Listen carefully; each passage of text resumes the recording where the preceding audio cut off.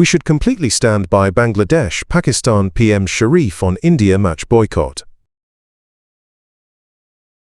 Move on. End of US-Russia nuclear pact. A grave moment, UN chief. EU envoys agree details of €90 billion loan for Ukraine. US proposes critical minerals trade bloc aimed at countering China.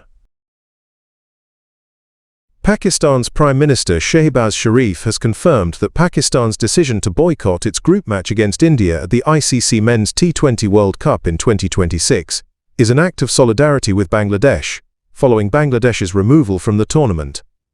Speaking to the Federal Cabinet in Islamabad, Sharif said Pakistan would not take part in the February 15th match, stressing that politics should not interfere with sport. He said the decision was deliberate and appropriate, and that Pakistan should stand firmly with Bangladesh. This marks the first time a senior government official or the Pakistan Cricket Board has publicly explained the reasons behind the boycott. Earlier this week, the Pakistani government said the team would compete in the tournament but would skip the game against India, without giving a reason. The PCB has yet to comment publicly. The International Cricket Council responded by urging the PCB to consider the long-term impact of the decision on cricket in Pakistan and the wider global cricket ecosystem.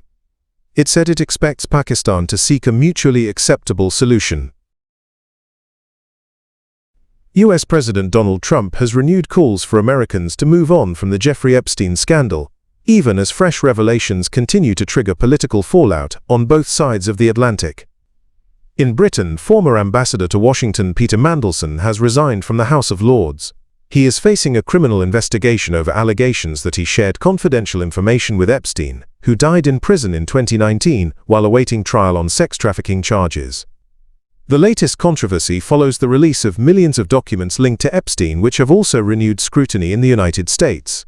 Former President Bill Clinton and former Secretary of State Hillary Clinton are expected to testify before Congress later this month. In the UK, Prince Andrew has reportedly moved out of his Windsor residence to a royal estate in eastern England, according to the BBC, as he faces renewed scrutiny over his past association with Epstein. The developments underline the continuing global impact of the Epstein case, despite repeated calls from political leaders to put the scandal behind them. United Nations Secretary-General Antonio Guterres has urged the United States and Russia to urgently negotiate a new nuclear arms control agreement, warning that the world faces a critical moment for global security. Guterres made the appeal as the New START agreement is set to expire on Thursday. Its expiration will remove all remaining binding limits on the strategic nuclear arsenals of Washington and Moscow.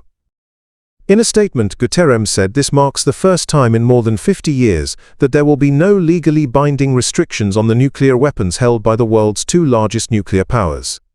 He warned that the risk of nuclear weapon use is now at its highest level in decades.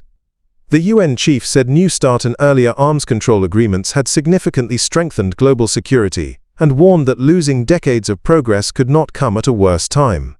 He called on both countries to return to negotiations immediately and agree on a successor framework to replace the treaty. The United States and Russia together possess more than 80% of the world's nuclear warheads. Arms control agreements between the two have steadily eroded in recent years. European Union ambassadors have approved the details of a €90 billion loan to support Ukraine, as the country continues to defend itself against Russia's invasion. The agreement was reached during a closed-door meeting in Brussels on Wednesday. The loan was first agreed in principle by EU leaders in December, and is designed to cover most of Ukraine's financial needs in 2026 and 2027. In a statement, the Council of the European Union said around two-thirds of the funds will be used for military assistance, while the remaining third will go toward general budget support.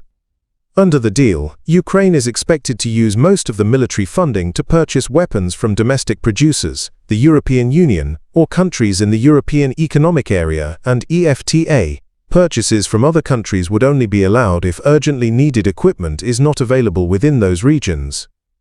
The loan package still requires approval from the European Parliament. Diplomats say they hope that approval will come soon, allowing the European Commission to begin borrowing on financial markets and release the first payment to Kyiv as early as April. EU leaders agreed to finance the loan through joint EU borrowing, opting not to use Russian assets frozen within the bloc. US Vice President J.D. Vance has unveiled plans to create a preferential trade bloc for critical minerals, as Washington intensifies efforts to reduce global dependence on China for materials vital to advanced manufacturing. Speaking in Washington on Wednesday, Vance proposed coordinated price floors for critical minerals among allied countries. He said the move would prevent cheap imports from undercutting domestic producers and help stabilize supply chains. Vance did not mention China by name, but said the United States wants to stop critical minerals from being used as a tool of economic pressure.